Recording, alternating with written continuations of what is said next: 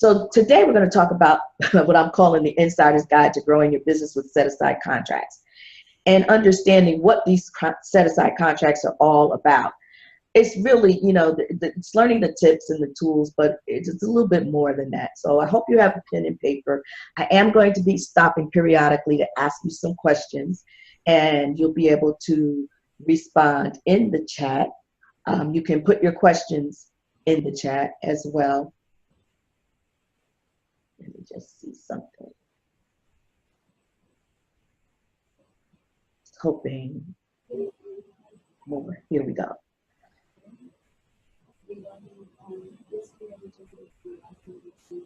All right, I'm not going to look at all that now. Get myself confused. I'm going to keep it real simple. Just put everything in the chat, and I'll go in there from time to time and take a look. And when I stop for you to ask questions, you can be putting your questions in, but I'm going to have to scroll through to find them. So be patient with me, you guys. Because I did it a little differently the last time, but I really want to give you all a chance to ask your questions at certain set points. So let's move forward. First things first, how about a free gift? Everybody likes free, right? So you're going to free webinar, let's do a free gift. And this is all you have to do. Text the word GRIT, G-R-I-T. Told you I'm the Grit Factor, and I'm sending this message out everywhere I go now. I'm talking a lot about it. And it's 908-223-8616. I think I got it. So you should only be hearing me at this point because I want to give deference to everybody that's on this call, and I don't want anyone to miss anything. For those of you who have come on after I shared this information with everyone, if you scroll through the chat box, you'll see who's there. And do your commercial too, your name, where you're from, the name of your company, and what you do. Going back to the share. So as I was saying before, I'm giving away a free gift to everybody. You text the word GRIT to 908-223-8616, whatever. What is it? It's a 7-day video drip series. There's 7 to 10 minutes, and it's 7 tips for small business owners. So I'm going to tell you real quick the titles of what you'll hear.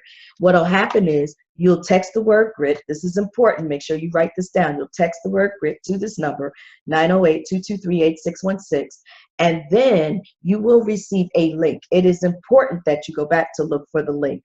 When you receive the link, you click the link, you'll go in, put in your information so it knows where to send it, and then there's even a welcome video there, and then there is the first video that will drop for you within a few minutes or less after you have completed your information and submitted it.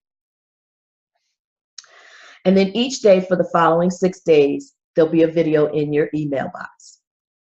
So make sure that you look for it. Whatever email you're putting in for the information that's being asked for, that's where it's sending it. If you don't see one each day, you might want to check your spam, your clutter, your junk mail. So make sure to whitelist the email that this is coming from, which I'm not sure. I've had this for quite some time. But if you whitelist, it's either probably going to be CEO@stephaniespeaking.com or support@stephaniespeaking.com. And possibly navigator@stephaniespeaking.com. I have a lot of, they're all for something different. So I'll go back over this again later for those that are coming on now and that may have missed the information. I will come back to this. So let's talk about what is a set aside. Oh, I'm sorry. I did tell you I would let you know what the different topics are that you'll hear on the video. So first one is preparation, 6 prep tips for contracting with government entities, researching your target market. And it's really simple for you to do that nowadays, but very, very, very important. And I find oftentimes everyone's not doing the research. And the biggest thing about doing anything when it comes to corporate or government contracting is to do that research. Making the calls, 3 quick tips for making calls to increase your leads. Dating your business prospect, which comes from the book that I wrote, Practical Strategies for Successful Business Matchmaker Meetings, which if you're doing business with government, is really important that you're attending those matchmaker meetings or industry days or business to business, whatever they're calling them. And then there's demystifying the certification alphabet soup, promote the art of promoting and who buys. what you sell. So important to know that. So what is a set aside? Set asides, I have some information I want to make sure that I'm sharing with you guys. Is reserving contracts is exclusively for bidding by a category of small business. So it could be minority business enterprise, and this is what these MeBe-WeBes and so forth mean.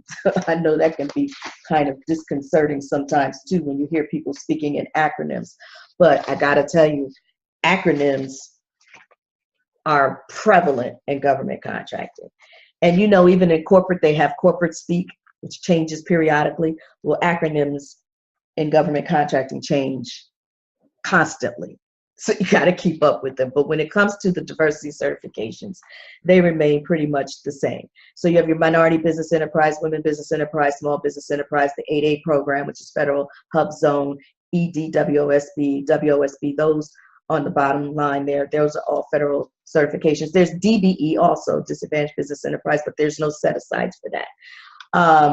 There may be set aside, I did the SBE, Small Business Enterprise. So contracts are actually being set aside just for that. I can tell you back in the days when I was working for the Port Authority of New York and New Jersey, I would have to meet with the various departments that I was assigned to when it came time for them going over the contracts that they were letting. And in this particular case, because I did a lot of work in the construction industry, even before I came to the Port Authority, and I did contract compliance monitoring. If you read my short bio, you know a little bit about what I've been able to do and accomplish. And at the port, in addition to the contract compliance monitoring on the sites, on the job sites, I was also doing certifications in a whole bunch of programs, putting together a lot of major programs. And the certifications were for every kind of business you can think of. The contracts I monitored were particularly for construction, but the certs were for everything. So in construction in particular, we had both an MBE, we started with MBE certs set asides. Later on, when the SBE program came into place, and that's Small Business Enterprise, that's a race neutral program. And then also the Women Business Enterprise program came into place. So in the beginning, I was going in, meeting with the departments and ensuring that they were taking advantage of these set-aside programs and setting aside contracts. Here's what's so awesome about set-asides, folks. You're like, why is that such a big deal? Because they're setting it aside for a particular group. Now, in that group, small business doesn't mean, in MBEs and WBEs, this also applies to them. When you use the term small business, you got to keep thinking about what is your size standard based upon your NAICS codes. If you don't know your NAICS codes, you should look them up, NAICS codes.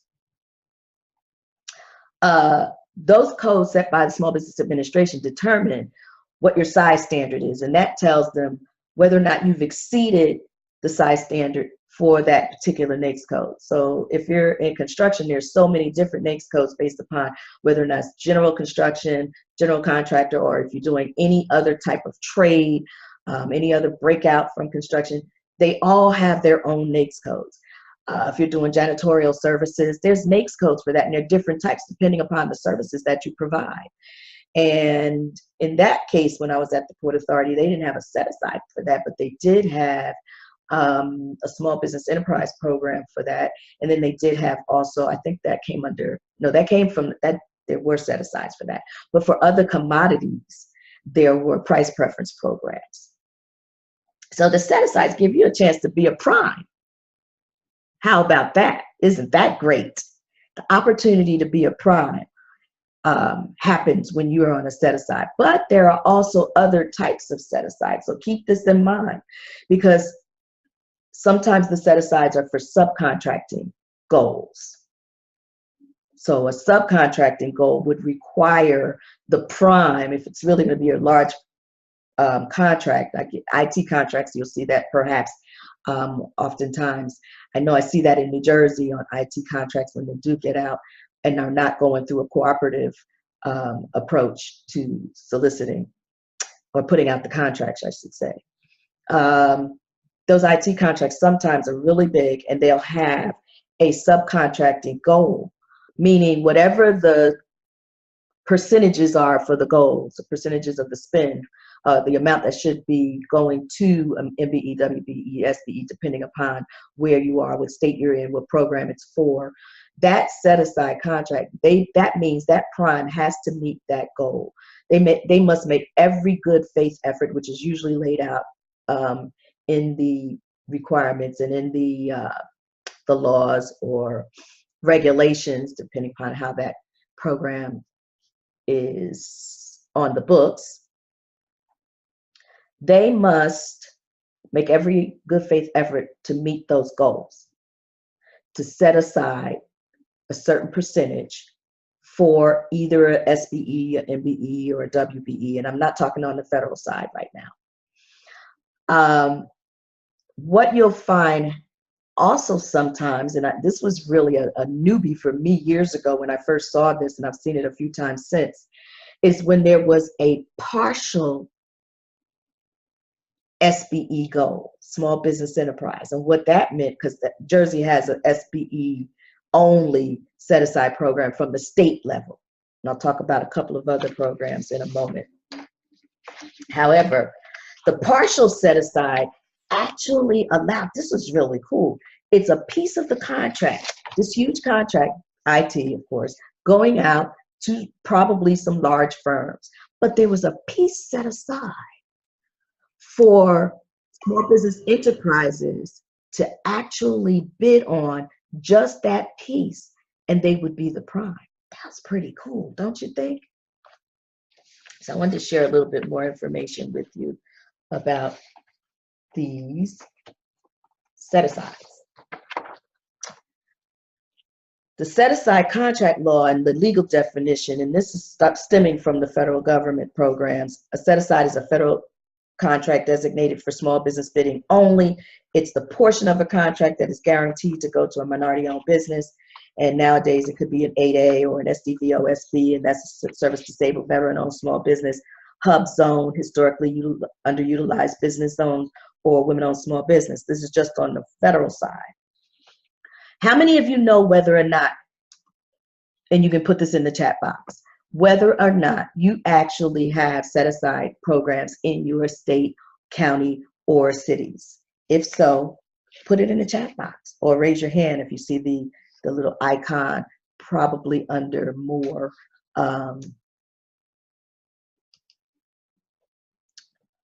where you see the 3 dots. So that would be interesting to know. I'm going to see if I can get into mine now. Okay.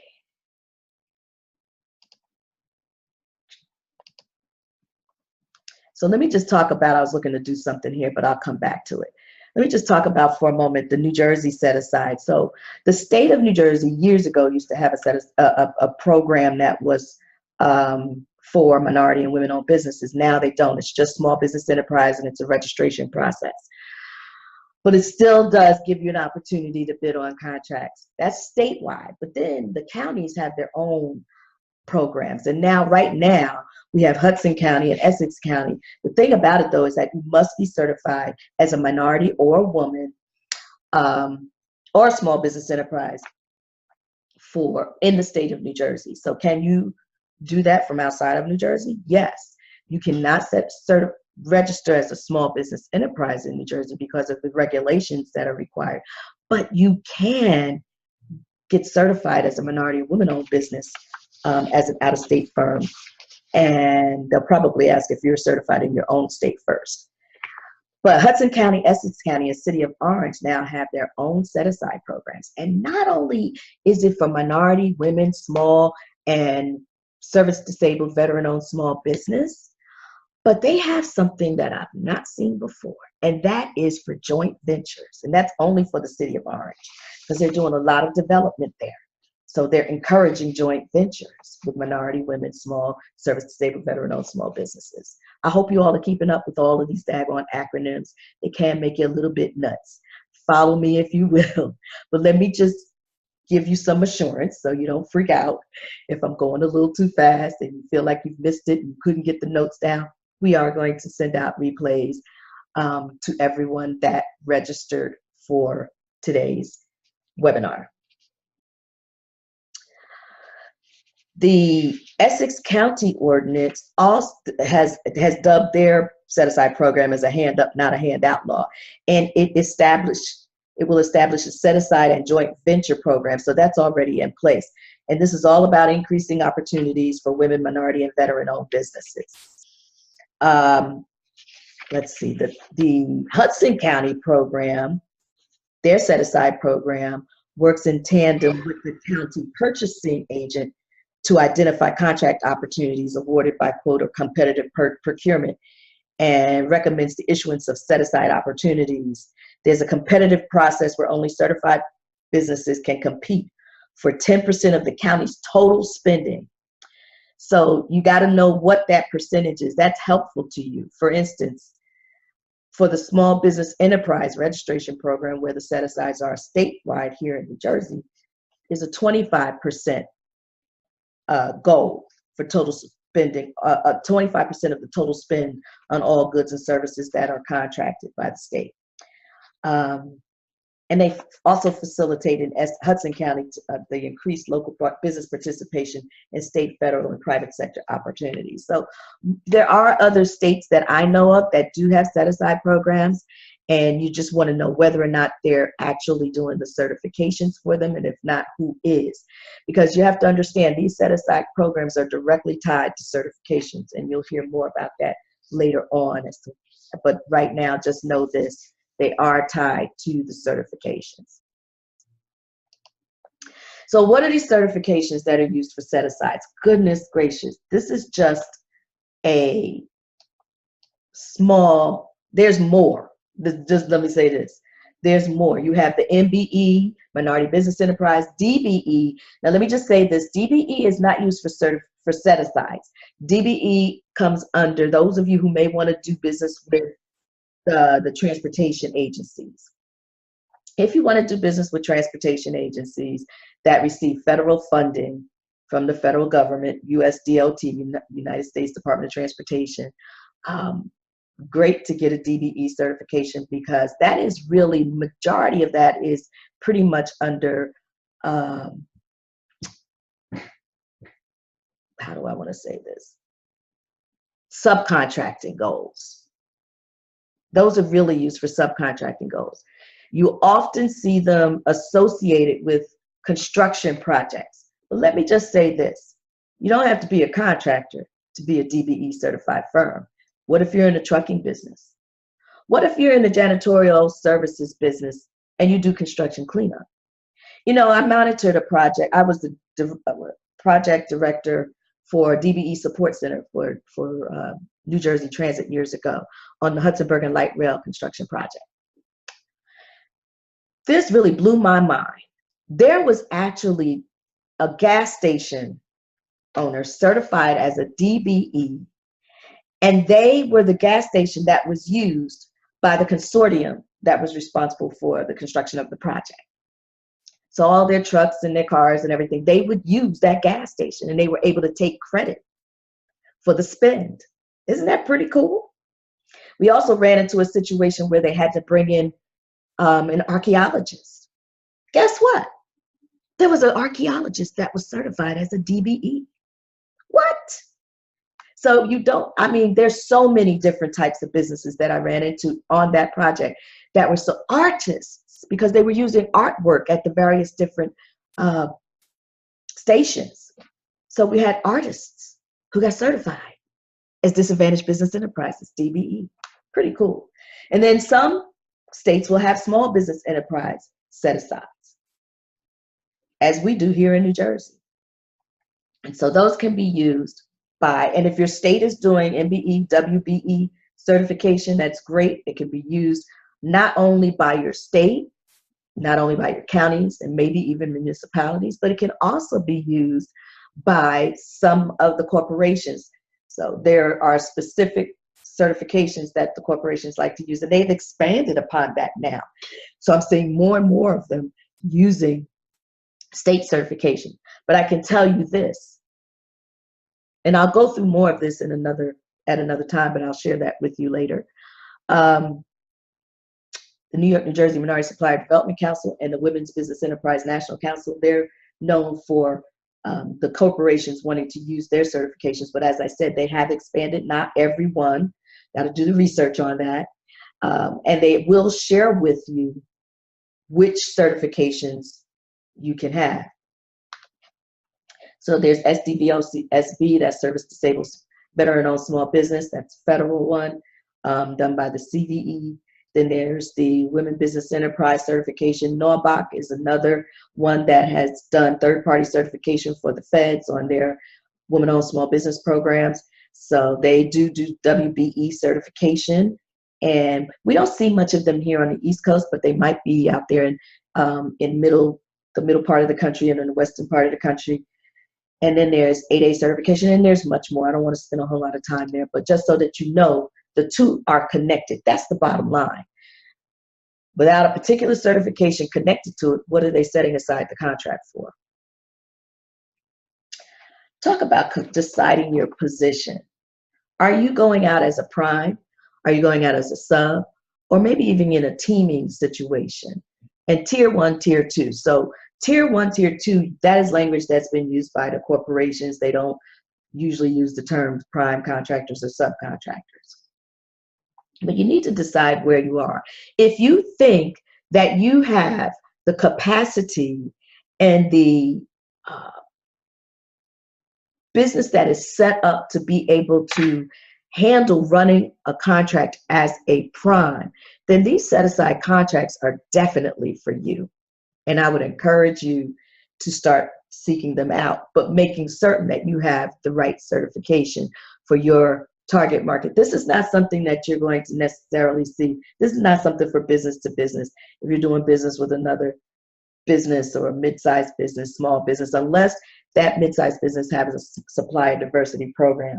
So that's one way of you getting an idea of whether or not they are looking for businesses that are certified. So why I said in the very beginning, people are being told that they had to be certified. Well, does your marketplace require that? That's the question. If it doesn't, then what are you spending time and in many instances, money getting certified for? You need to know what your marketplace is. I cannot stress that enough. It is so critical. Then you decide, where will you come in? Are you coming in as a prime? Do they do set-asides? Do they have subcontracting goals? If so, that means pretty much you're coming in as a subcontractor. And perhaps you can come in as a team. I'm not talking about joint venture in this particular scenario, because that is a much more tedious and convoluted process that takes a lot more time. And I can tell you, you really would want to set up your joint venture, and that's two different companies coming together to form one company, and they're looking at specific contracts for that. And they really usually know way out in front that it's coming out, and they position themselves a year in advance, or especially when it's a new joint venture, because there's a lot of legal work that needs to be done and a lot of due diligence that needs to be done. And I've been with a company as a consultant that ran a major project for them, that I can tell you, due diligence, not having due diligence done to the T will put you out of business. And I've seen it happen. So I'm going to just say, for right now, if you're a small business owner, then you're looking at, can I be a prime on a set aside, or should I be a subcontractor on any contract, or should I go in as a team in order to be a prime on a set aside? Teaming arrangements can be done much more quickly, but you still need to do due diligence. Don't take it for granted, but you can, and you should do it with a lawyer. All right, but it's not as convoluted as it is when you're bringing two companies together to form one. This is two or more companies coming together where you're each bringing something to the table that one may be shy in, or not have enough experience in, or whatever the requirements are for the particular contract that you're applying for, or that you want to bid on. So how do you find set aside contracts? Well, for one thing, you definitely want to do the research. So I'm going to, and I don't know why I'm not seeing it. Chat, here we go. I'm gonna open up my chat box. Oh, I see some folks in Delaware is so small. Let me tell you something. Delaware, we need to talk because Delaware has really great programs for small business, minority business, women-owned business, and it's possible. It's just that you need to know where to look for that. Union County does not have a set-aside program right now, so I'm just answering some questions right now, and this is a good place to stop and do that. Not right at the moment, but I will tell you this. I know that there are other counties that are working on this. Now, understand they have to have this done through their ordinances or laws. If it's statewide, there's going to have to be laws put in place. So, you got to go through the whole disparity study. Everybody pretty much has to do a disparity study in order to go forward with this, in order for it to be agreed upon. It is a process. It does take time, which is why I was so shocked when I went to the meeting. I was invited to the meeting and found out that the city of Orange now has one. And they're a small city, but they have had a lot of development, a lot. And I think people were just getting sick and tired of not being a piece of that. So powers that be, that came together and did a study and saw what the numbers look like,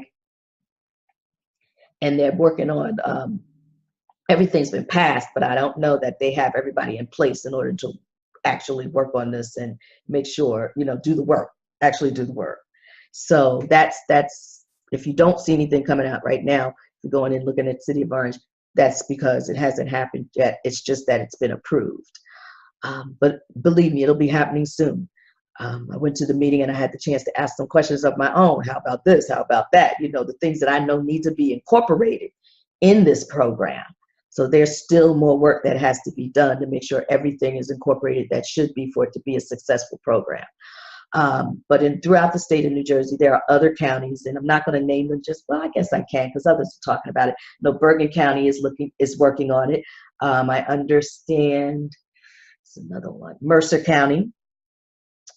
Maybe working on that as well. I know that people are looking very heavily at Camden because there's been a lot of work going on down there.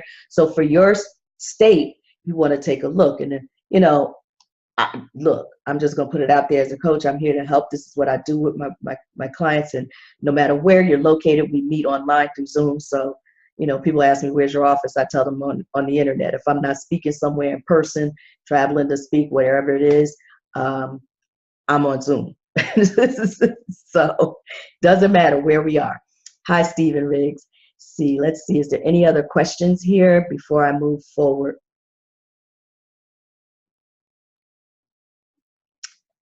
So for those of you that came on afterwards, feel free, weren't on at the very beginning, feel free to do your quick commercial and introduce yourself online in the chat box, your name, where you're from, and your company name. And if your company name doesn't tell us what you do, then tell us what you do. I always tell people, when you name your company, it's great to say what it is you do. In the event that you don't, make sure you're putting it on the back of that business card if it's not already on the front of the business card. All right, I think that's it for the questions right now. Forward. Federal. So researching where to find a set-aside contract. Could be federal government, not could be, will be. One place to go is FBO.gov.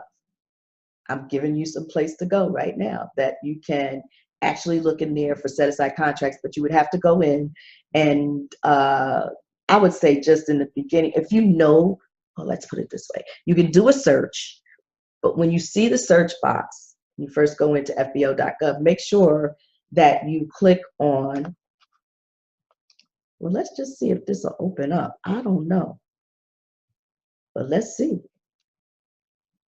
Maybe not. Okay, because I'm sharing. Oops, something's happening, guys. I'm using a lot of resources, so hopefully we'll still be on here. Let's see. And in the chat box, let me know if you see fedbizops.gov on your screen. Somebody say yes. Help a sister out. Because oftentimes when I do this, people do not see it. No. Okay, that's fine. Let's stop. I'm going to share. Hi to all of you who just came on. I'm going to share screen, and I'm going to go in here. And here we go. Tell me if you see it now in the chat box. Fabulous. So I'm going to do this with you right now. How's that? So as you can see here, you could literally type in a bunch of information and do a search, but I'm going to go to the advanced search form. And in here, I'm just going to ask that we search for contracts that were posted, let's say in the last 90 days. And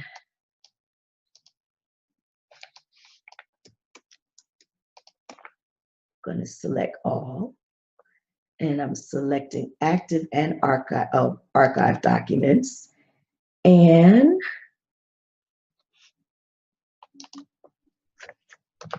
I'm looking for,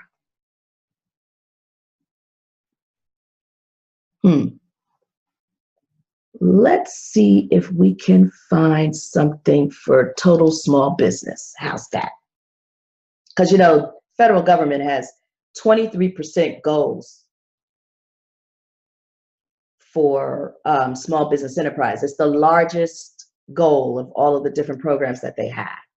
So now I'm saying total small business. Oh, I'm just gonna, I don't know if it's gonna come up under this, but let's just see. Maybe I don't wanna do that. Maybe I wanna do janitorial, because they give me too many different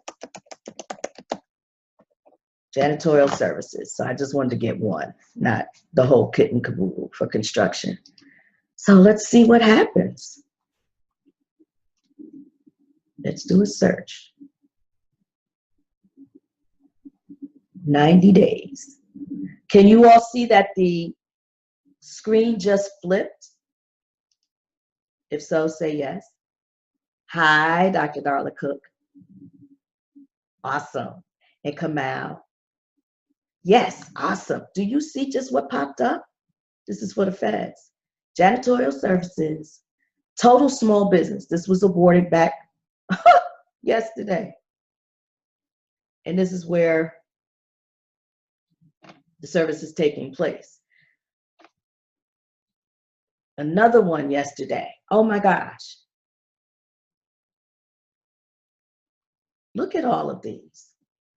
A bunch of them came out on the 17th, the 16th, cleaning, custodial. Wow.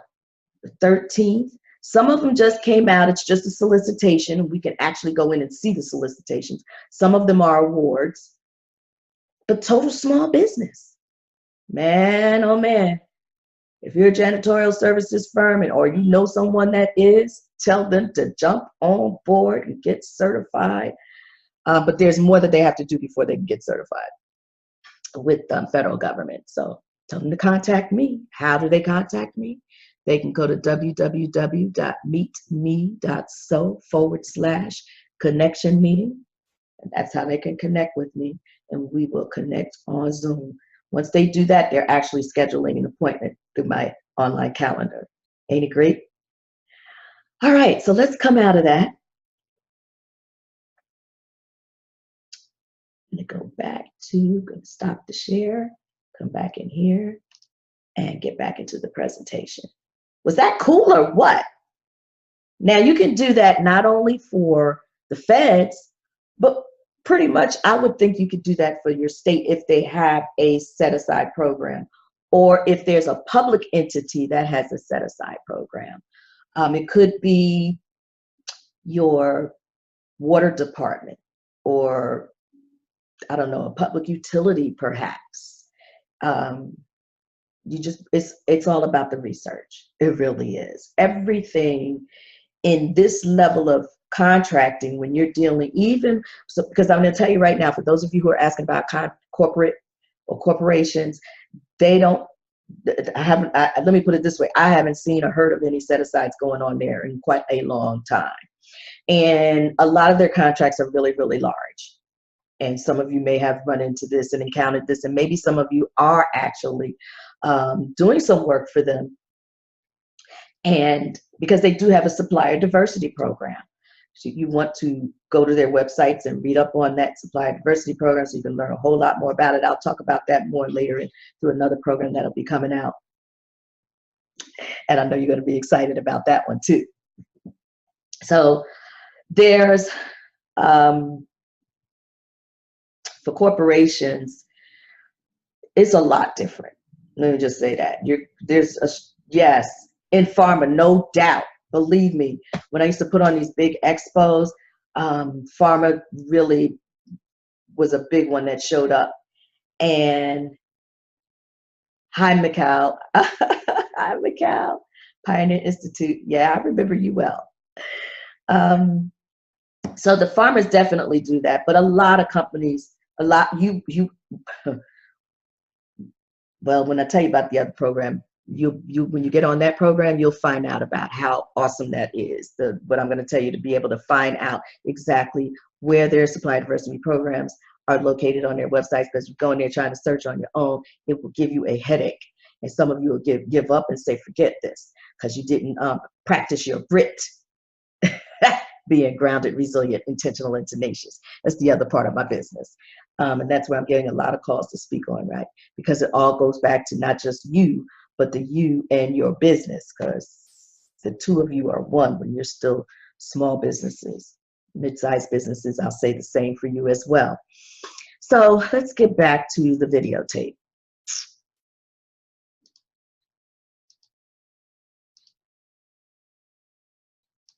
Finding those set-aside contracts. So that's just, as I said before, it depends upon your state. Could be shown on, it will be on the procurement website if that's the case. And for public, it may be on the website, or you may be sent a notification. But I don't know that they're doing set-aside so much, quite frankly. You just need to find out from their supplier diversity managers and attend the events that they go to. Wherever they are, you need to be there. So federal government procurement, I just wanted to show you some of the goals so you understand this is how they are working out what's going to be set aside, because they have goals to meet. Their small businesses, 23% goals, as I mentioned earlier. Their small disadvantaged businesses, which really that falls under the 8A program, the 5% goal. Their economic disadvantage and their woman-owned small business and their woman-owned small business program. So oftentimes you'll just see it referred to WOSB, but there is an EDWOSB, which has, it's the economic disadvantage. So that's when they start looking at certain thresholds for revenue. But there's 5% goals for that. Hub zone, historically underutilized business zones, small business programs, 3% goals, and then the service disabled veteran-owned small business programs, 3%. Really happy to say over the last year, I know that they met their goal, and that's a big deal because it's taken them years to get to that. They've exceeded the 23% goal the last couple of years, so that's pretty cool. Well, I could say 14, 15, possibly, or 15, 16. I don't know about 17 yet. I don't know that the reports have come out yet. I have to take a look. I have to do my research and look up that information. I'm not sure how things are faring under this, what we're working under now. They just shut my mouth. Anyway. If you're dealing with the feds, or you want to deal with the feds, just know this. The qualifications require that you be properly registered with your state. And I'm saying properly registered with your state and in their vendor portal. So oftentimes people have told me that they're properly registered with the state. Depending on what state you're in, sometimes you may be registered with your county, but not with your state. Let me tell you a little something about that too. You may be registered with your county, but if you went to the state, you want to make sure you check on your business name with the state, because somebody may have it somewhere else in the state. And that's another process. If you're going after the feds, you must, these are things that must be done. You must also be registered in SAM, which is Systems for awards management. And that's a tedious registration, but you can get through it. And if you need help, that's what you have a coach for, someone to coach you through the process and to check and make sure you're putting the correct answers in. Because sometimes you'll read stuff and think of it in a certain way that's different from the way the feds are thinking about it. And I do have that knowledge. Must have certifications that are accepted by the entity of advertising and set aside procurement. This is not necessarily for the feds, but it is also. So if it's your state or your city or your county or a public agency and they're asking for, or they want a certain type of certification for the set asides that they're putting out, then you have to have that. If you meet the qualifications. So not getting into detail on that, but if you meet the qualifications for the certification, and don't try to squeeze yourself into it if you don't meet it, there's always going to be something else. And then you got to be registered as a supplier if it's corporate. So if you want to do business with corporations, period, make sure that you're registering as a supplier, that you're in their vendor portal. And let me just give you a hint on this, because I've gotten this as a complaint so many times. Remember, I got more than 35 years of working in this stuff. And I worked closely. I had the opportunity to have so many different corporations support the various different large expos that I put on that were specifically procurement expos with matchmakers included in them and exhibitors and 50 million different workshops going on. It was insanity. I don't even know what was on my mind at that time. It was like working at my best, giving my all. Yeah, and almost gave myself away. So corporations I've had supply diversity managers complain that people do not necessarily fill out the vendor portal information in its entirety.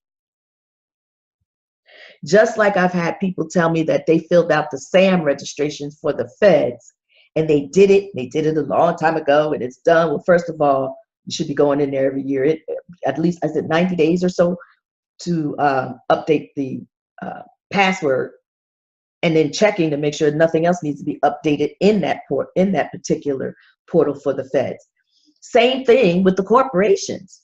If something's changed in your business, whether it be a phone number, an email, an address, whatever they're asking for, if they're asking for your gross revenues or whatever, you update. You got to update. But what I'm being told is things are not completely filled out. And when I go in to check people's SAM registrations, I'm finding things are not completely done. They're not completely filled out. So make sure you do that. And I'll tell you what it looks like to them on the other side. And this is what I've heard verbatim. If you're not willing to do that and to show it, look at it as an online capability statement. Look at it from that perspective, or your online bio for your company. You want to show up as at your best level, right? Correct? Fill out everything. Leave nothing out. Because if you do, they're thinking, if you do it here, something as simple as this, registering, then you'll probably miss things or not do certain things on a contract should you be graced with a contract to be able to win a contract. What are you leaving out there? What's not in place in your business? Do you have the talent to, when I'm talking about resources, talent resources, meaning your employees, to be able to handle all the different aspects of the contract? Do you have the right insurances? Do you have the bonding? Do you have the financial systems in place? Do you have, oh God, I'm not going to get into all of that. That's a whole nother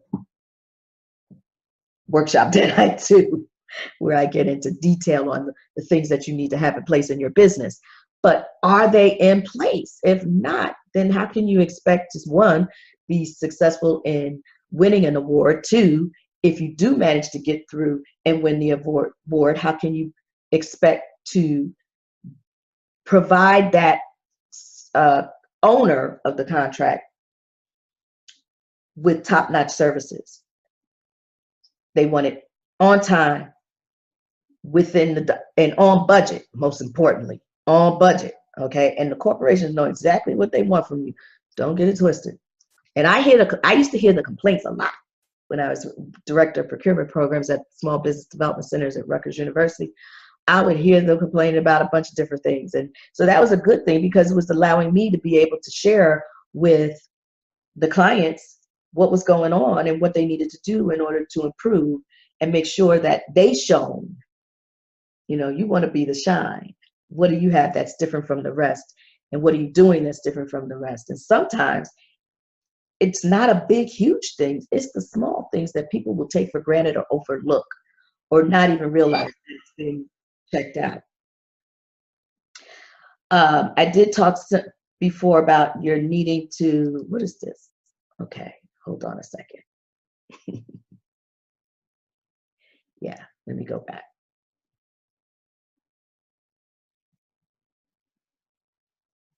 Give me 1 second, folks. Got to stop the share because I had a lot of stuff up. So I want to make sure I was in the right one.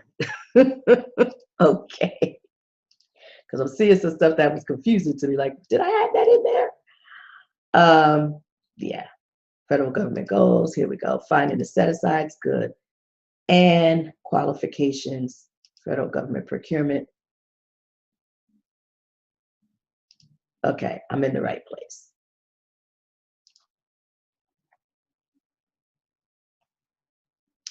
The federal government D&B. How many of you have a Dun & Bradstreet number? Put it in the chat box. Raise your hand or say, I do.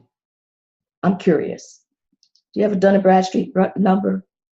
And I hope you don't, well, if you do, you may have gone through the front end where you had to pay all this money. And mainly that's for like advertising and a bunch of other stuff, marketing and so forth.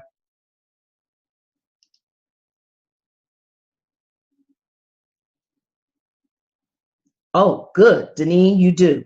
Okay, Pat, yes. Diane, I hope I'm saying your name right, Ms. Bryson. Yes. So if you're going to go do any business with the Fed, you will start with the Dun & Bradstreet number. You won't even be able to do anything in SAM, can't even get in without having that Dun & Bradstreet number. It's good to be able to have that because it is D&B currently is, you didn't, well, if you registered, you should have gotten the number. So you might want to call. They probably emailed it to you. If you did it on, you could do it over the phone, you could do it online, but I will tell you this, for the Feds, you don't have to go through the front end. There's a backdoor in, and that's why this link is sitting here. There's a backdoor in, and like I said, for those of you who have come on later, I said in the beginning, the replay will be sent out to everyone. So there's a backdoor that's just for the federal government side for anybody, doesn't matter whether you're large or small or minority women and all that. You can go through that side of it and not have to pay anything for SAM. I'm sorry, for federal, to get your Dun & Bradstreet number, D&B. Okay, next. This is what it'll look like once you go in and you want to begin the request process, follow through. If you ever get stuck, you can call, but sometimes you have to really dig to find the phone number. Hopefully I kept that phone number. What is because I've had to do this a number of times with folks. What is a supply diversity program and how does it benefit you? Well, it's a proactive business program which encourages the use of minority, women, veteran, LGBT. Yes, there is a certification for LGBT by the National LGBT Chamber of Commerce. So you definitely want to take advantage of that. Because I'll tell you this, the corporations, there are many corporations that part of their supply diversity program, they will use LGBTs. Well, they're going to use it anyway, but they get credit for that. You know, let me tell you something about these supply diversity programs. It's a big deal for many of these corporations. They have $1 billion. Let me say that again. You know, I trip over my tongue saying this because the number is so big. $1 billion roundtable. You make that roundtable as a corporation, you have spent over $1 billion, $1 billion or more, with companies that fall under any of these designations, certified as a minority-owned woman-owned business, you know, or all of them, you know, taking total spend all together. LGBT, service disabled, veteran-owned, small business, historically underutilized business, small business, enterprise, and keep this in mind. A lot of corporations do business with the federal government. They're receiving federal funds, and the pharmaceutical companies are big on that one, but there are others as well. So that's when the other certifications under the feds may kick in. Maybe you're not doing business directly with the feds, but if you're going to do business with a corporation that does do business with the feds, and they are responsible for meeting the federal goals for the federal programs, you need to know in advance, and that is part of your research or homework. I'm telling you, you cannot get away from the homework, but you'll have to do it by yourself. And that's what coaches are for. And that's why you have me to help you through this process. Because I know I've had people like, Dr. Burroughs, I heard so-and-so and so-and-so and such and such. Yeah, you heard it, but you didn't hear it from me. And let me go to the videotape and take you right to the sites. This is what you need to do. This is how. This is why. This is why not. This is what you don't need to do. This is not for you. This is not your marketplace. So when I tell you, you want to be really specific about who your marketplace is, I mean specific. You know, someone once taught me years ago to pick a niche to get rich. Y'all can write that down. Somebody put that in the chat box, by the way. Pick a niche to get rich. I loved it. I've been saying it ever since. When you receive the, Bridget, the replay, you'll see this in there, the federal link. So that's for all. So, I'm sorry. Anyway, for all of you, everything you need that's in here in this particular webinar, you'll get when you get the replay, and you will receive the replay. Shoot, why not? You benefited. You've gotten on. That's it. Pick a niche to get rich. Thank you very much, Nico. It's something that I even have to remember periodically. Now, can you have more than one marketplace? Certainly, but be very specific about what it is. Carve it out. If you're doing, you know, I've had people say to me, I'm doing business with pharmaceuticals, or I want to do business with pharmaceuticals. I've done some business in the past, and I want to continue in that space, because that's tough to get into, and you've got to meet a lot of other requirements as well. But then I ask the question, what size? There's large, there's medium, and then there's small. And here in New Jersey, you know, we're pharma land. Okay, tons of pharmaceutical companies, and a lot of them you never even heard of the names of before. Someone just threw a new one at me recently, a client. I was like, oh wow, let me go look them up. See, first thing I'm doing is research. I want to look them up. I want to know what they're about, what they do, what are the specific products, and do they have a supplier diversity program, and how much how much work are they doing with that? Is it like just there for name, or are you really working this supply diversity program? Let's go to the page and see what you've got up there, or pages, web pages. And so they can be mid-sized or they can be small. If they are, say so. If you're working with one that perhaps does a certain product, we can niche it down to the type of product. Then you're going to look for those. So that's for any industry whatsoever that you're looking into, and then carving it down so that you can really focus and hone your knowledge and your experience and your expertise in doing business with that particular marketplace. Am I making sense? Say yes or no. Somebody let me know, because if I'm off, I need to know. So you can just write in the chat box yes or no. If you have any questions at this point before I move any further, please feel free. So thank you, Louise. Oh, thank you. Bridget said I'm good. She said, you good. Anybody else have any questions? Please feel free to input into the chat box. Now's your chance to ask the questions. Otherwise, I'm just going to say, this is a free program right now. And what is 8A? 8A is a social and economic disadvantage program for businesses that meet the social, you have to meet both in order to be certified as 8A, along with a whole bunch of other requirements. It is an in-depth certification for the federal government has, excuse me.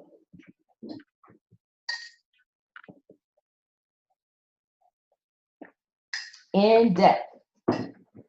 But the great thing about it is now it's been changed, and then we can also go through that online. I have several clients I've worked with on this 8A. It's tedious. However, with a coach, it makes it a lot easier for you because you know we're going to explain everything to you, but there's a ton of documentation that has to be submitted. The wonderful thing is it's all done online now. Yay! So excited. And you can upload all of the documents. That's just so awesome. And I'm told it's a faster turnaround time now. But it's social and economic disadvantage. So there's a lot of documentation on the financial side that will determine whether or not you meet the various thresholds for the economic disadvantage. But on the social side, it means meeting some of the criteria like being African American, Hispanic,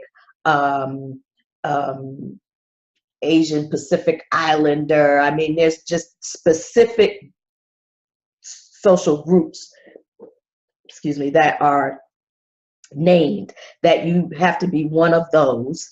And then you also must meet the economic side, the financial side as well, because there are thresholds.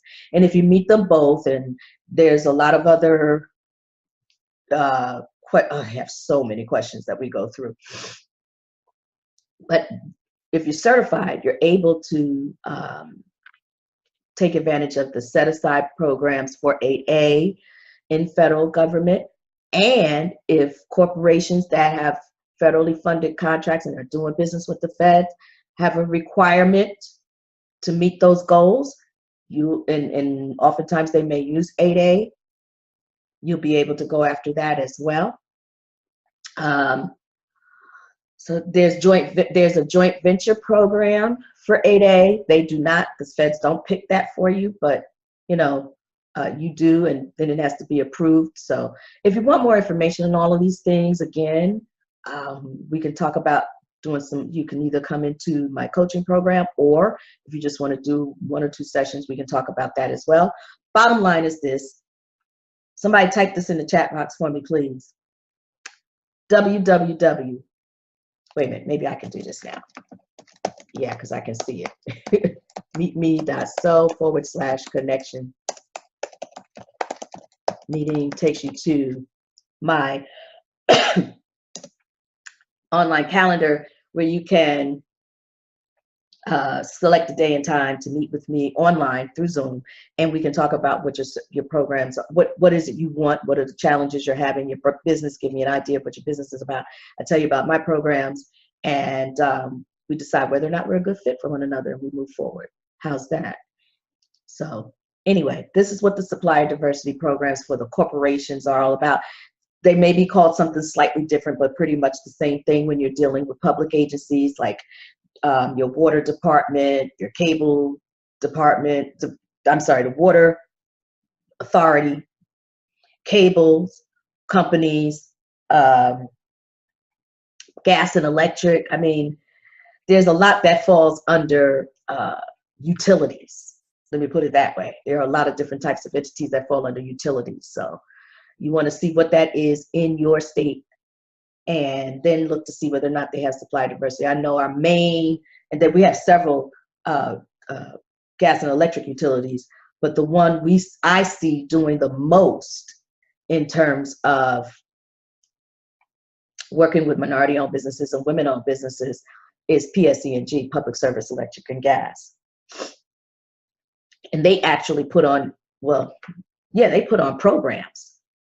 And they work in concert with the Minority Supplier Development Council for New York, New Jersey, Minority Supplier Development Council for Eastern Pennsylvania, and they also work in concert with the Women Business Enterprise National Council. So they're hitting both Northern New Jersey and, of course, the middle as well, Central New Jersey, and then also Southern New Jersey. And, of course, when they're doing Southern New Jersey, they're also doing Delaware and Pennsylvania, because the EMSDC, Eastern Minority Supplier Development Council, covers that region. So I get into a whole lot more detail later on. Not in this program, but in the next program that I'm going to tell you a little bit about. Who buys your product or service? And this goes back to knowing your marketplace. That's all this is really about, is really understanding who's buying what you sell. So you can go in and do just what I did. That search that I did for the feds, that lets you know that they buy it from janitorial services. And you already saw, for those of you who were on when we went in and did the search, that they actually have awarded several of those contracts. And it was a whole lot more. I mean, not just on that one page. There were more pages because I went back 90 days. So there were a lot of janitorial contracts, not only that were awarded, but that were also just put on, so they're now being solicited. And what I didn't show you was how you can go in and actually see all of the information and what's taking place. So much to show you on that particular site. Whew. Anyway. Who buys what you sell? Does anybody on here know who buys what you sell? I'm curious to know. Why don't you type in if any of these entities would buy what you sell? Do you know whether or not they buy what you sell? Are you going to their websites? Are you all, in fact, on that FedBizOps, you literally can sign up. On that first page, there's a place you can sign up to receive notifications about upcoming contracts using your NAICS codes. I'm giving away so much information right now, it's stupid. But listen, in order to do that, you have to be in SAM first. In order to be in SAM, you have to go and get your Dun & Bradstreet number. So I'll back it back out to that, okay? If you're doing business with the corporations, with commercial entities, with public agencies, authorities, state and local government, federal government, transportation, whatever registration process they may have, you got to have it done. But you want to go in there first and look to see, and I'm unfortunately not going to be able to see what contracts are going out by corporations. That information, there's a different way to come about that information. And I'll talk about that in the other program. So commercial entities, public agencies, especially public, state, local government, and federal government, very, very, very transparent. You can go in for the most part, and I check with your state. There's certain departments that you can go to and you can see the procurements that are coming out and what's already gone out. So you can see the past and who won. So just research. That's all I'm saying. I've already talked about selecting your target market, knowing which marketplace uses which diversity certifications. I talked about that earlier on. Just take a break here for a minute and let everybody read this. So Fred Saberhagen says that ideas are everywhere. Well, what you all are getting and what you hear me say, research, research, research, and filling out all these forms, and I'm just touching like the tip of the iceberg when it comes to forms. It's the paperwork and sitting down and thinking them into a coherent story and just trying to find the right words that can and usually does get to be the labor. Understand this, everything that you're completing needs to be consistent. You don't want to say one thing in one place and something else somewhere else. Confusion. For instance, when you fill out your SAM registration, there's another link that will come up as you get towards the end of it. That's for the SBA, Small Business Administration. Dynamic Small Business Search. Oh, Small Business Profile. That's just a small, easy way to say it. A Small Business Profile for the SBA. A lot of the information that's in SAM will automatically fill in the blanks in the SBA Small Business Profile. However, there's a lot of information you have to fill in too. You want it to be consistent. What's on your website? Is your website speaking to the specific marketplace that you're in? Using the same language, similar language? Is it really pointing to them or is it general? Is the language that you're using the same as what you're putting on the vendor registration if it's corporate, or if it's federal, SAM, excuse me, and in your Dun & Bradstreet profile? Oh, by the way, they got a big old profile too that you can go page by page to fill out. And that's good for somebody that's doing research, wants to check you out. If it's a prime, they want to check you out, they can go in there. So you want to make sure that that's kept up to date as well. Is that language the same as what's in the SAM? Is it the same as what's showing up on your website? Is it the same as what's in your capability statement? Everything needs to be consistent. Is it the same on your social media? Hello. All of those other folks I've been talking about, they use social media. Are you researching that? Are you checking them out? Are you connected on LinkedIn? For some of them, Facebook. Believe me, they're checking you out. And if you're not showing up anywhere, especially on LinkedIn for businesses, ooh, ouch. Ooh, I will say no more. Let's move on. Anybody have anything they want to just share at this moment? Whether it be a question or not. Oh, let's see. EMSDC is having an event next Thursday, July 26th, Eastern Minority Supplier Development Council. Look them up. Oh, I didn't realize I was putting this in here privately, so I got to make sure that everyone is seeing this paste. Everyone. Okay. Boom. There you go. I want everybody to see how you can get in touch with me and schedule a meeting. But did you get that? 726 EMSDC is having an event. Look them up. If you're not in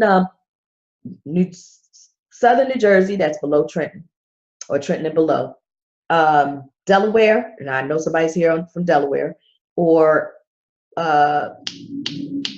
oh yeah, I'm going to that one.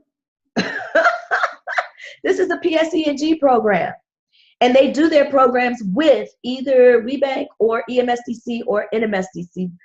Well, not NMSDC, but New Jersey Minority Supplier Development Council, depending on what part of the state they're in. So yeah, I'll be at that one. I hope to see you all there. And listen, because I may not recognize you or know who you are by face, make sure you come up to me and let me know you were on the webinar. I'm just saying. Also, you might want to make sure to opt into my Gritty Gazette e-newsletter, but we'll talk about that another time. Right now, I got to get through this because we only have about 12 minutes left, and I want to make sure that I'm answering any and all questions. Thank you so much, Deneen, for remembering to put that up there. So it's the paperwork that I find oftentimes that messes people up, and I don't want you to get messed up by that. I don't want you to get discouraged. I don't want you to back off of that. First of all, when you work with me, even though I have a totally separate program for the grit growth coaching, I got to tell you, you're going to get some of that, just a little bit of that. You'll feel it. Let me put it that way. You'll feel it behind what I'm saying to you. We don't have time to run away from this stuff if you're serious about going after these contracts. We cannot afford to allow any resistance to get in our way. We cannot afford to allow ourselves to be that which is facilitating the resistance. We cannot stop ourselves from moving forward just because we're overwhelmed by the paperwork. There's no reason to be overwhelmed when all you got to do is get in touch with moi, and I can help you through this process.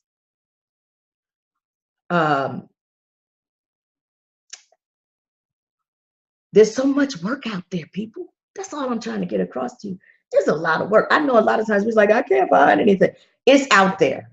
We're just not doing all that we need to do in order to attract it to us. Did you hear what I said? See, a lot of times we're saying, go after it, go get it. I live a different lifestyle. My lifestyle has been my entire life. It's attracted to me. I'm not talking about law of attraction stuff. That's just sitting on top of a pile of other universal laws. That doesn't work by itself. I'm just saying. And I got that from the master who taught everybody about that. And that was Brian Tracy. And I got it from him directly, face to face, one-on-one. Hello, just saying. So I'm telling you, where you put all of your effort, if I can help you to overcome some of the unnecessary frustration and disappointment, just do the work and put it out there. Keep going and going and going in that direction, knowing what your ultimate goals are. But be open to the fact that the actual results may come from somewhere else. And all you did, you kept putting it out there. You were attracting it, but it was coming from somewhere else and you didn't know it. So when you are, whatever it is you're doing, and I've heard the complaints, I did this and this and this, and they didn't even think about me and come back to me. You may have given up some free resources or something and it didn't come back to you from that particular direction. Don't look for it to come back from there. Look at, I'm pushing this out. I'm getting it out. I'm giving the effort. I'm positioning myself so that I can receive it from wherever it's coming from, as long as it's what is exactly what you do. You don't want to receive something and it's not for you. Okay? Am I making sense to you all? I need you to let me know, because sometimes I've had people looking at me like, huh? But I'm speaking from a more metaphysical perspective. So if I'm making sense to you, please let me know I am. Say yes or no.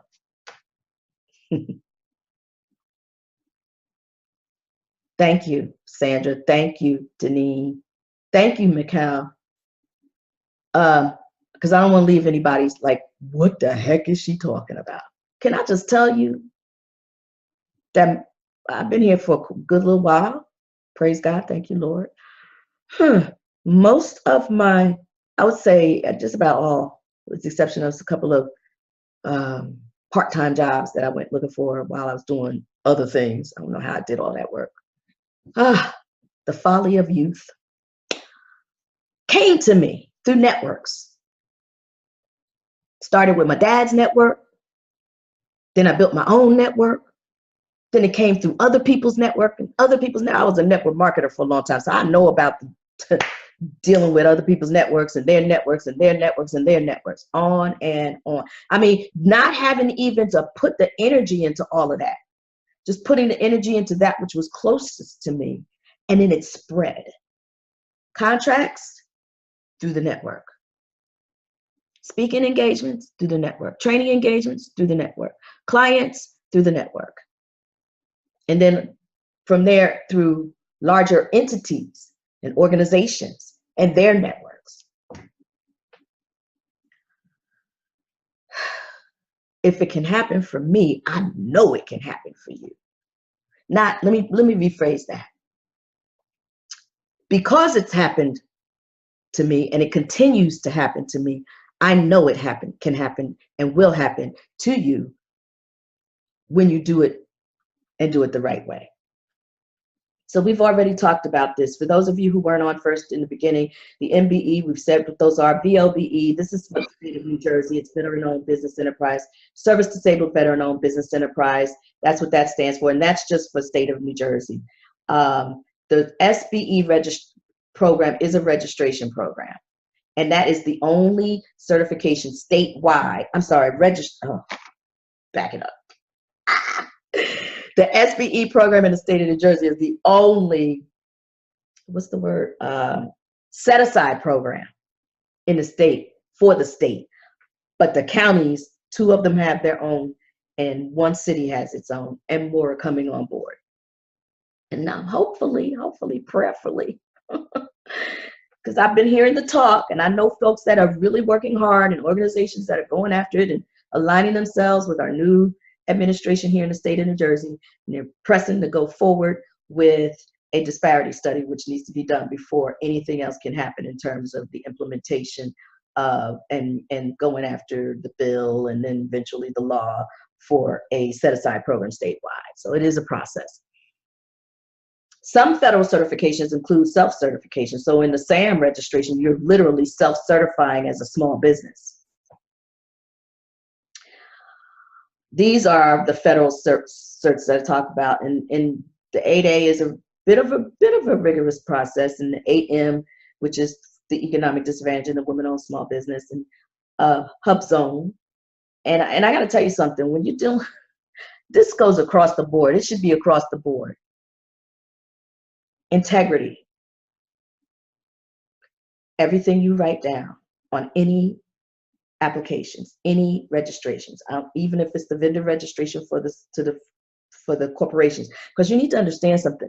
They talk to one another and they talk across the lake, meaning corporate will be talking to federal. They'll be the supply diversity representatives, or the OSDBU's, Office of Small Disadvantaged Business Utilization reps.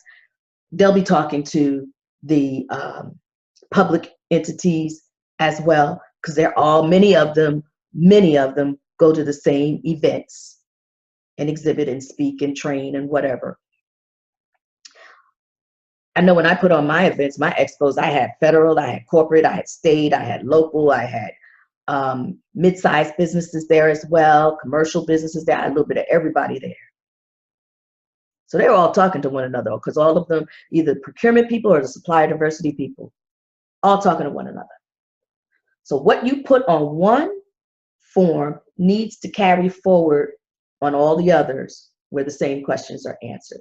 Integrity is critical, because it'll come out in the wash, and you don't want to have anything incorrect with the feds. I'm just saying, because they know how to find out. Ouch.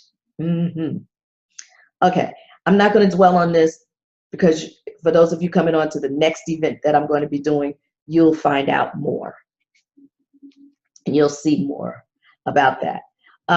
Dating Your Business Prospect is a book that I wrote, and I later created an audio version of it. And it's practical strategies for successful business matchmaker meetings. So what is the importance of this? I spoke earlier on about going to these events, just like the one that's coming up next week. That, let's see, where's it at?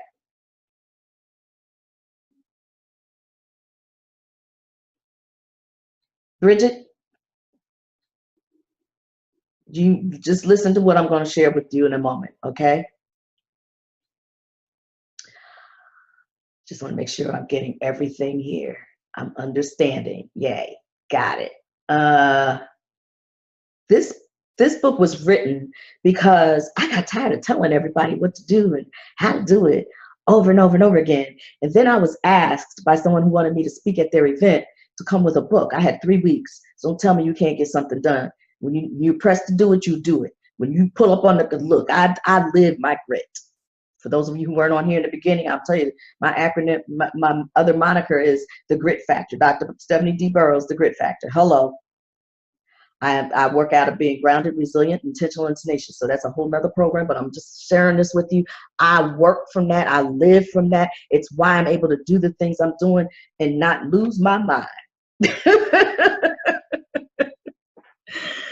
Woo! Because I know there's a lot of other small businesses out there that you've got your hands in, that do a little bit of everything. But I tell you what, there'll come a time when you realize you got to get some help. You got to build the team. And that team doesn't have to look like everybody else's team. There's different ways to build a team. And I've been doing that. It's just being able to work with them all consistently. And so a little bit at a time, just like the reason why you all receive the emails and all this other stuff that's been going on behind the scene that you know nothing about to make this happen. I had to go reach out and say, help.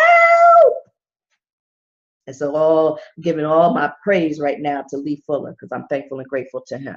And I've worked with him in the past, and he did good work for me. So I don't know how you select people that you work with for your team, but I will tell you, I select people that I work with on my team because I know, like, and trust them.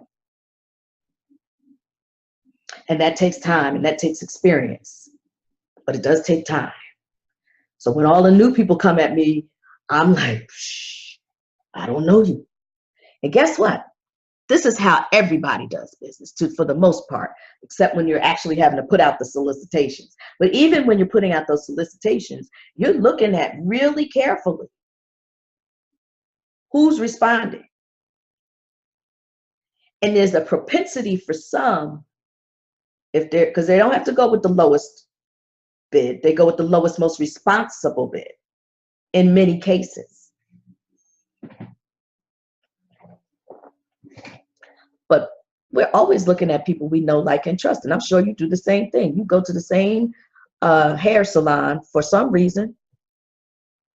I've been going to the same guy who cuts my hair all different ways, and every different way that I ask him to do it. Like now we shaved everything off, just left a little bang up here, and that's it.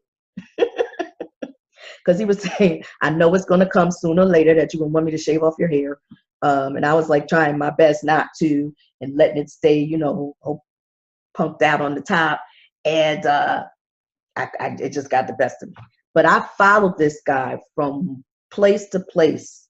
And then when he left the state and went to DC, so many of us were calling saying, what are we supposed to do? Who are we supposed to go to? Who's going to know what we like, what we need, and it was so much so that you want to have a following like this. You want a following like this. It was so many of us that once a month he would come back to New Jersey to do all of his former clients' hair. And then it came twice a month. And guess what? He's back. He moved back. Don't we all want a following like that? Anyway, you can purchase this book right on my website at stephaniespeaking.com/buy-now.html. You can just, when you get this again, the replay, you'll see this. It's only $10. I've go to the website and you can purchase it right through there. The CD and the book, either or. Each of them are $10. So I encourage you to do that, because if you're going to go out and start talking to these people, you better know the right way to do it. You're going to know what they're looking for, why they're looking for it, how they're looking for it, and there's some things you need to do up front. Preparation is like 80% of success, so it's 80% of this book. Then there's the implementation and the follow-up. So that's for all of you. But there are some of you, and as you can see here, and this will also be a part of the presentation when you receive the replay, how you can connect with me. And here's my link to the Gritty Gazette e-newsletter, which I've been a lot slow on, but I'm working hard to get it out this month and to get some help and sponsorship so that I can ensure that it's going out on a regular basis, because I was giving so much information through that. But there's something that I wanted to do. Ooh. Hold on, go back up to the top here. Two things. One, I'm going past my time. Let me hurry. I'm speaking in Brooklyn tonight, so I got to get my stuff, got everything packed and ready to go. For those of you who got on late and you missed this, text GRIT, the word GRIT, to 908-223-8616 to receive the 7 tips for small business owners. It's a 7 days video drip, 10 to 18 minutes, or approximately. No, I'm sorry, up to 10 minutes, but I have one that went to 18. I got carried away, but all the others are up to 10 minutes. And you will when you text GRIT to that number, make sure you look for the link to come back, because nothing's going to happen otherwise. Click on the link, fill in the information so it knows where to send the video. You'll see a welcome video, and within a couple of minutes after you completing and submitting the information, you should receive the first video. And then for the following 6 days, you'll receive a video, and then there's a sayonara video as well. Okay, so take advantage of that. That's my free gift to you. And there was one other thing I want to tell you about, and this is really important. So I don't have the whole thing built out in there, but we've got a it's a 4-part certification free webinar coming up next week. All right, listen to this. We're doing 2 days. Modules 1 and modules 2 are in the first 2 days. Give me a second. I want to just pull up something for you. Well, for me. Come on. And how you'll find out more information about this is when you go to www.workthecert.com. Somebody wants to put that in the website, please. Demystifying the diversity certification conundrum.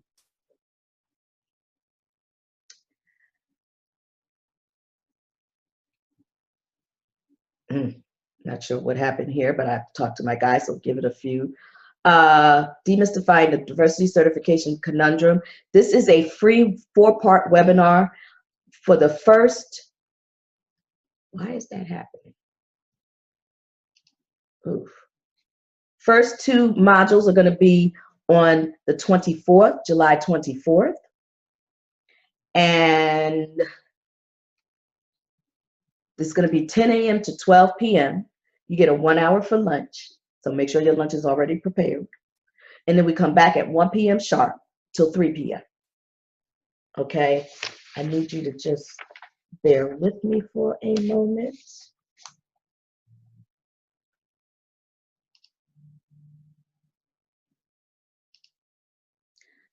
So let me tell you what we're talking about on those days. Oh, that's the wrong one.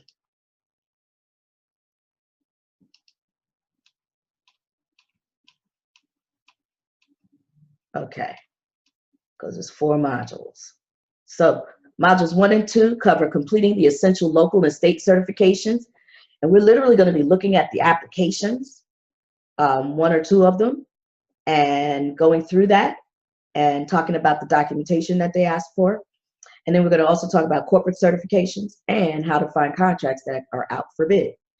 On day 2, modules 3 and 4 will be covered, and they will consist of acquiring federal certifications the right way, and how to locate and bid on contracts, and how to work the cert, because there's a certain way to do this so that you don't annoy people and tick them off. And I also want to make sure that you're not sitting down after you've gotten approved, your certification is approved, all happy as a lark, and thinking somebody just gonna knock on your door because you're in for a rude awakening if not, if that's what you're looking for. So I wanted you to take advantage of this. Give us until, I'm going to just put it out there because I don't know if Lee is on or not. I'm going to say give us until 4 p.m.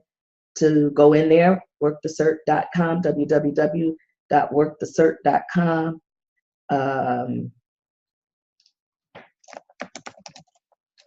I'm putting it in the chat box. This is a free, you don't understand, 4-part training program. And after this program, there will be no replays on that program. And after this program, we will be selling it. So in terms of the the diversity certification conundrum, that will be sold. So if you want to get in on it for free, then you need to register.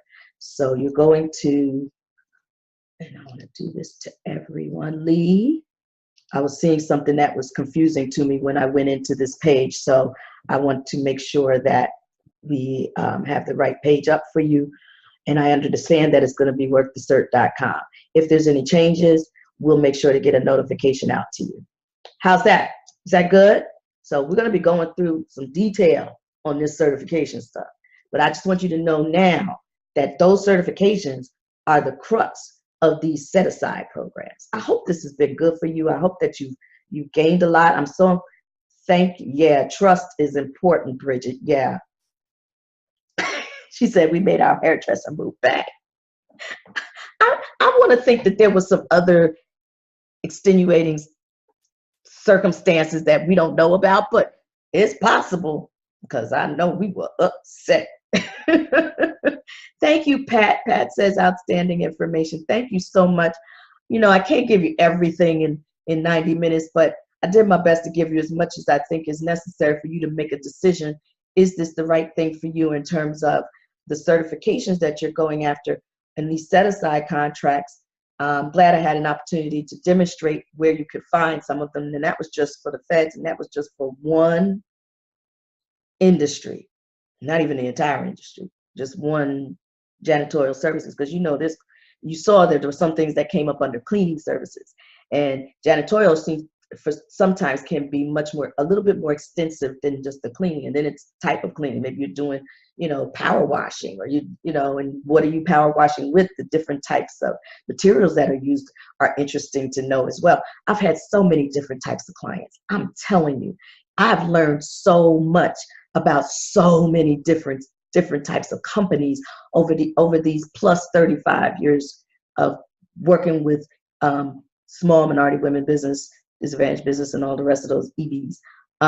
programs and with clients directly and speaking and training. I mean, I've learned so much from you all, and it's incredible what you all are doing. It's incredible to see all of the successes that I've seen.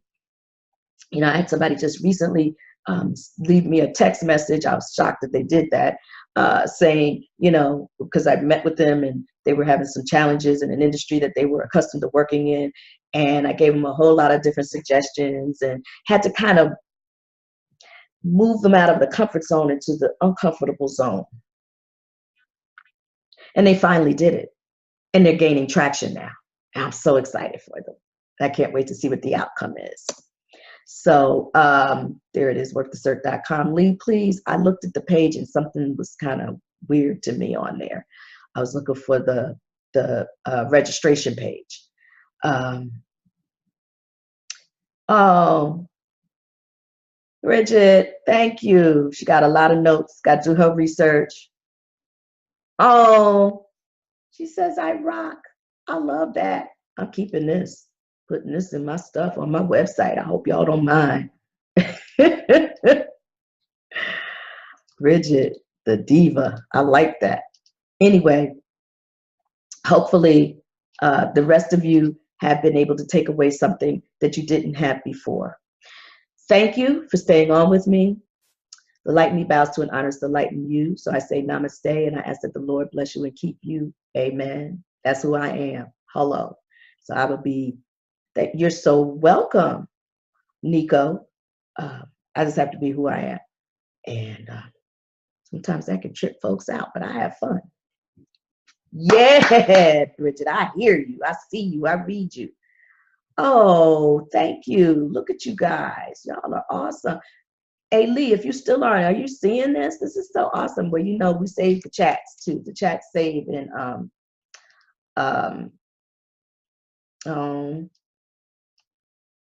oh, Sandra, thank you. Appreciate that. You know, I don't know how that's happening. It just does. So the inspiration is something that is from him. It just happens. Keep pressing. Okay, I will, but I hope you guys are going to join us, because when I tell you, let me just share something with you. When we put out this certification, not the set aside, the certification workshop the first time, there was a fee attached to it just to get on. It was going to be over 4 weeks. We pulled that back. It's free. But for those 2 days, take advantage of it.